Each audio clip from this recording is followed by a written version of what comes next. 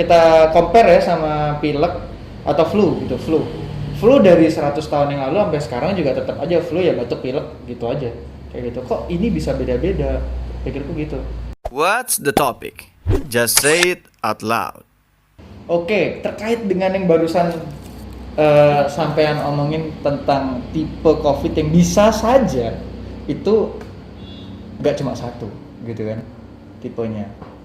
Nah, ini ada nggak sih maksudnya apa ya, bisa dibilang terkait nggak sama, kita tahu kan di bulan Desember sampai Maret orang kena COVID itu kejang-kejang, langsung ambruk, batuk-batuk langsung ambruk kejang-kejang terus.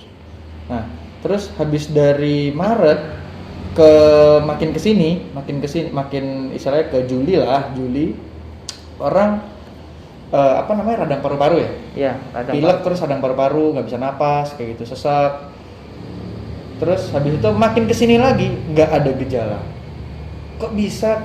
Ya kita kalau misalnya kita obrolin kita compare ya sama pilek atau flu gitu, flu dari 100 tahun yang lalu sampai sekarang juga tetap aja flu ya, batuk pilek gitu aja kayak gitu. Kok ini bisa beda-beda, pikirku gitu.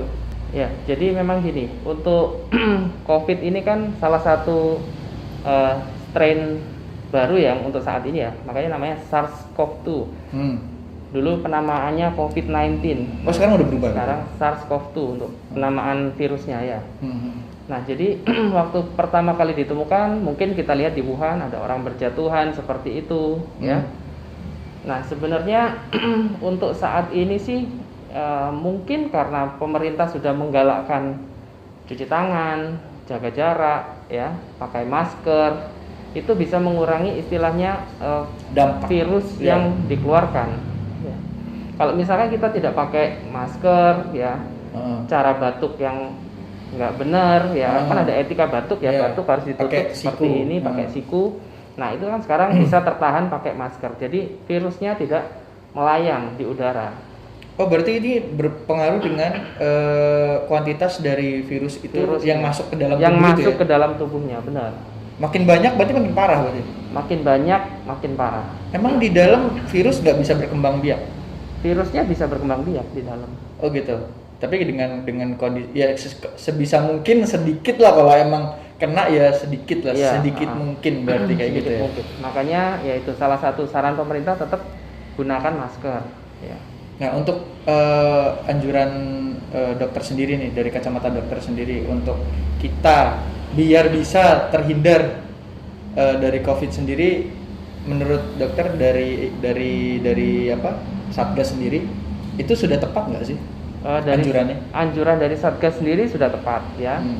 Soal cuci tangan, gunakan masker, jaga jarak ya. Kemudian hindari ke tempat-tempat kerumunan, ke public area itu tetap harus dihindari, karena seperti kita tahu Banyuwangi beberapa waktu gitu ya, yang lalu sempat zona merah ya, sekarang orange kayak gitu ya. Jadi memang fluktuatif masih. Tapi kalau ada yang di swab nih, ada kan, dia di swab terus dia nunggu, sekarang berapa lama sih nunggu hasil swab? Kalau aku dengar terakhir seminggu ya? Tergantung sediaan. Kalau di rumah sakit umum daerah ada pemeriksaan yang 1 hari langsung jadi. Tapi kalau istilahnya alatnya itu habis karena ketersediaannya nggak banyak, alatnya habis, terpaksa kita kirim ke Litbangkes Surabaya. Ya, jadi untuk penderita COVID, misalkan ada pasien datang ke rumah sakit, kita tentukan nih, ini arahnya ke probable COVID atau pneumonia biasa. Nanti ruangannya akan berbeda. Kalau pasien dengan probable COVID, kita tempatkan di ruang isolasi untuk COVID. Kemudian yang pneumonia kita sendirikan ke ruang paru. Oh ya. Tapi gini, dokter spesialis paru-paru itu bisa juga nggak dia istilahnya ngurusin masalah COVID? Iya, jadi yang menangani masalah COVID itu dari multidisiplin ya. Ada dokter penyakit dalam, dokter paru, dokter jantung mungkin, nanti tergantung keluhannya. Oke. Oke. Jadi jelas ya sekarang ya guys ya. Oke lah. Nah, menurut masnya juga nih, saran-saran untuk Masnya untuk pemerintah kita menangani ini semua itu apa Mas? Ya, untuk sarannya sih ini ya, terutama masalah swab ya.